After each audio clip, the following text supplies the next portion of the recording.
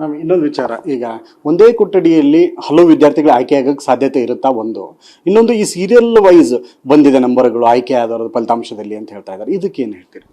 ಅಲ್ಲ, ಈಗ ಒಂದು ಕೊಠಡಿನಲ್ಲಿ ನಾನು ಪರಿಶೀಲನೆ ಮಾಡ್ದಂಗೆ 24 ಜನ ಕ್ಯಾಂಡಿಡೇಟ್ಸ್ ಇರ್ತಾರೆ. ಅದರಲ್ಲಿ ಅವರಾಗೆ ನನಗೂ ಒಂದು ವಾಟ್ಸಪ್ ಬಂದಿತ್ತು. ಅದರಲ್ಲಿ 10 ಜನದ್ದು ಸೀರಿಯಲ್ ನಂಬರ್ ಒಂದಾದ್ಮೇಲೆ ಒಂದು ಬಂದಿದೆ. ಇರ್ಬೋದು 24 ಜನದಲ್ಲಿ 10 ಜನ ಪಾಸ್ ಆಗಿರ್ಬೋದು.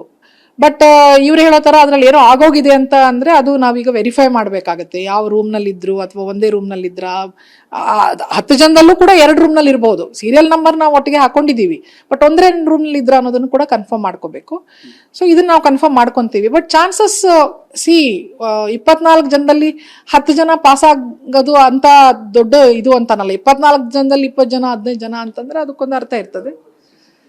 ಸೊ ಆಮೇಲೆ CCTV ಹಾಕಿದೀವಿ. ನಮ್ಮವರೊಬ್ರು ಲೋಕಲ್ ಇನ್ವೆಸ್ಟಿಗೇಟಿಂಗ್ ಆಫೀಸರ್ ಇರ್ತಾರೆ.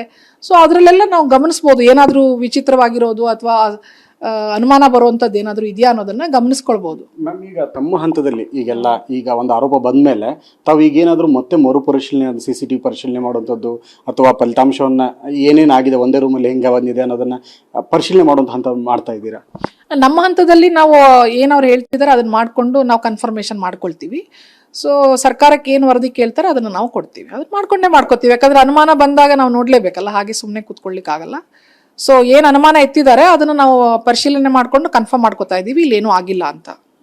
ಇನ್ನೊಂದು ವಿಚಾರ, ಈಗ ಕಳೆದ ಬಾರಿ ಮೇ 5ನೇ ತಾರೀಕು ನಡೆದಿತ್ತು ಪರೀಕ್ಷೆ. ಆ ಪರೀಕ್ಷೆಯಲ್ಲಿ ಒಂದು ಸೆಂಟರ್, ಬೆಂಗಳೂರಿನ ಸೆಂಟರ್ ಕಸ್ತೂರಿಬಾ ಸೆಂಟರಲ್ಲಿ ಲೀಕ್ ಆಗಿದೆ, ಬಂಡಲ್ ಮೊದಲೇ ಓಪನ್ ಆಗಿದೆ ಅನ್ನೋಂಥದ್ದನ್ನು ಈಗ ಅವರು ಅದನ್ನೇ ಕ್ಲೇಮ್ ಮಾಡ್ತಾ ಇದ್ದಾರೆ. ಆ ಸೆಂಟರಿಂದ ಕ್ವಶನ್ ಪೇಪರ್ ಹೋಗಿರ್ಬೋದು ಅಂತ. ಇಲ್ಲ, ಆ ಥರದ್ದು ನನಗೆ ಮಾಹಿತಿ ತೊಗೊಂಡಿಲ್ಲ ಅದು. ಯಾಕಂದರೆ ನಾನು ಇತ್ತೀಚೆಗೆ ಬಂದಿರೋದ್ರಿಂದ ಅದನ್ನು ತೊಗೊಳ್ತೀನಿ ಏನಿದೆ ಅಂತ. ಆ ಥರ ಆಗ್ಲಿಕ್ಕೆ ಸಾಧ್ಯ ಇಲ್ಲ. ಇನ್ನು ಬಂಡಲ್ ಓಪನ್ ಆಮೇಲೆ ಅಲ್ಲಿಗೆ ಇನ್ನೊಂದು ಸೆಂಟ್ರಿಗೆ ಕಳಿಸಿದ್ದಾರೆ ಅನ್ನೋದು ಅಷ್ಟೆಲ್ಲ ಟೈಮ್ ಇರೋಲ್ಲ. ಬಂಡಲ್ ಯಾವಾಗ ಓಪನ್ ಮಾಡ್ತಾರೆ, ಎಕ್ಸಾಮ್ ಮಾಡೋಕ್ಕಿಂತ ಮುಂಚೆ ಒಂದು ನಿಗದಿತ ಸಮಯ ಇರುತ್ತೆ, ಅವಾಗಲೇ ಬಂಡಲ್ ಓಪನ್ ಆಗಬೇಕು.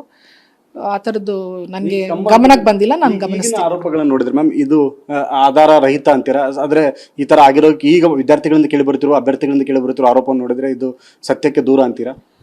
ಆಧಾರ ರಹಿತ ಅಂತ ನಾನು ಯಾಕೆ ಹೇಳ್ತೀನಿ ನಾನು, ಯಾಕಂದ್ರೆ ಅವ್ರು ನಮ್ಗೆ ಏನಾದ್ರು ಕೊಡ್ಲಿ ಅಂತ ಹೇಳ್ತಾ ಇದೀವಲ್ಲ, ದಾಖಲೆಗಳನ್ನ ಕೊಡ್ಲಿ, ಏನ್ ಅವ್ರು ಆರೋಪ ಮಾಡ್ತಿದ್ದಾರೆ ಅದಕ್ಕೆ ದಾಖಲೆ ಕೊಡ್ಲಿ, ಅಥವಾ ನಮ್ಮನ್ನ ಕೇಳಿ ಏನಾಗಿದೆ, ಈ ತರ ಆಗಿದೆಯಲ್ಲ ನೀವೇನ್ ಹೇಳ್ತೀರಾ ಅಂತ ಅವ್ರು ಖುದ್ದು ಬಂದು ಕೂಡ ಕೇಳ್ಬೋದು.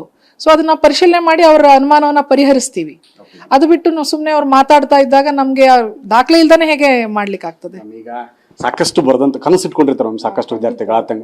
ಈಗ ಈ ತರದೊಂದು ಚರ್ಚೆ ಬರ್ತಾ ಇದ್ದಾಗ ಜೆನ್ಯೂನ್ ಆಗಿ ಸೆಲೆಕ್ಟ್ ಆಗಿರೋ ಕ್ಯಾಂಡಿಡೇಟ್ಗಳಿಗೆ ದೊಡ್ಡ ಆತಂಕ ಇದೆ. ಈಗ ನಾವು ಚರ್ಚೆ ಒಳಪಟ್ಟಂತ ಕ್ಯಾಂಡಿಡೇಟ್ಗಳನ್ನ ಹೊರತುಪಡಿಸಿದ್ರೆ ಜೆನ್ಯೂನ್ ಆಗಿ ಆಯ್ಕೆ ಆಗಿರುವಂತ ಕ್ಯಾಂಡಿಡೇಟ್ಗಳಿಗಂತೂ ಇದು ತುಂಬಾ ದೊಡ್ಡ ನೋವಿನ ಸಂಗತಿ. ಏನಾಗ್ಬಿಡುತ್ತೋ ಮತ್ತೆ ಎಲ್ಲಿ ವಾಪಸ್ ಹೋಗ್ಬಿಡುತ್ತೋ ಅಂತ ವಿದ್ಯಾರ್ಥಿಗಳು ನೀವೇನ್ ಹೇಳ್ತೀರಿ? ಇಲ್ಲ, ಯಾರು ನಮ್ಮ ಅನುಭವದಲ್ಲಿ ಇಷ್ಟು ವರ್ಷ ನೋಡಿರೋ ಹಾಗೆ ಎಕ್ಸಾಮ್, ನಾವು ಕೂಡ ಎಲ್ಲ AS ಎಕ್ಸಾಮ್ ಬರ್ದಿದ್ದೀವಿ. ಸೊ ತುಂಬ ವರ್ಷಗಳಿಂದನೂ ಈ ಥರದ್ದು ಏನೇನೋ ಕೇಳಿ ಬರ್ತಾ ಇರುತ್ತೆ. ಸೊ ಅದನ್ನೆಲ್ಲ ಬದಿಗಿಟ್ಟು ಯಾರು ಕರೆಕ್ಟಾಗಿ ಬರ್ದಿದ್ದಾರೋ ಅವ್ರಿಗೆ ಒಳ್ಳೆ ಆನ್ಸರ್ ಅಂದರೆ ಒಳ್ಳೆ ಮಾರ್ಕ್ಸ್ ಬಂದಿದೆ, ಬರುತ್ತೆ ಕೂಡ. ಅವ್ರು ಯಾರು ಹೆದರ್ಕೊಳ್ಳೋ ಅವಶ್ಯಕತೆ ಇಲ್ಲ. ಆ್ಯಂಡ್ ನಾವು ಮಾಹಿತಿಯನ್ನು ಕೂಡ ಸರ್ಕಾರಕ್ಕೆ ವರದಿಯನ್ನು ಕೊಡ್ತೇವೆ. ಏನಾಗ್ಬಿಡ್ತೋ ಆತಂಕನ ಬಿಟ್ಟು ಮುಂದೆ ನಾವೀಗಾಗಲೇ ಮಾನ್ಯ ಅಧ್ಯಕ್ಷರ ಜೊತೆ ಚರ್ಚೆ ಮಾಡಿ ಸಂದರ್ಶನಕ್ಕೆ ನಿಯಮಿತವಾಗಿ ಮತ್ತು ನಿಯಮದ ಪ್ರಕಾರ ದಿನಾಂಕ ನಿಗದಿಪಡಿಸಬೇಕಂತಿದ್ದೀವಿ. ಇದು ಸ್ಮೂತ್ ಆಗಿ ನಡೀತದೆ. ಸೊ ಯಾರೂ ಆತಂಕ ಪಡಬೇಕಾಗಿಲ್ಲ.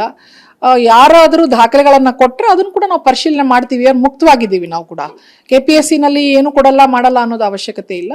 ಅವರು ನಮ್ಗೆ ಈ ಥರ ತಪ್ಪಾಗಿದೆ ಅನ್ನೋದನ್ನು ದಾಖಲೆಗಳ ಸಮೇತ ಕೊಟ್ಟರೆ ಅಥವಾ ಬಂದು ಕೇಳಿದ್ರೇನು, ಅನುಮಾನ ವ್ಯಕ್ತಪಡಿಸಿದ್ರೇನು ಕೂಡ ನಾನು ಬಗೆಹರಿಸ್ತಾ ಇದ್ದೀನಿ. ಇವಾಗ ಏನ್ ಹೇಳ್ತಾ ಇದ್ದಾರೆ, ಒಂದು ನಿವೃತ್ತ ನ್ಯಾಯಾಧೀಶನ ಹಂತದಲ್ಲಿ, ಜಡ್ಜ್ ಹಂತದಲ್ಲಿ ಒಂದು ತನಿಖೆ ಮಾಡಲಿ ಅಥವಾ CBI ಕೊಡ್ಲಿ ಅನ್ನೋಂಥದ್ದು ಕೂಡ ಅವ್ರು ಅದು ಸರ್ಕಾರ ತೀರ್ಮಾನ ತಗೊಳ್ತದೆ. ನಾವು ಸರ್ಕಾರಕ್ಕೆ ವರದಿ ಕೊಡ್ತೀವಿ, ನಾವ್ ಏನ್ ಕೆಲಸ ಹೇಗ್ ಮಾಡಿದೀವಿ ಅನ್ನೋದನ್ನ ವರದಿ ಕೊಡ್ತೀವಿ.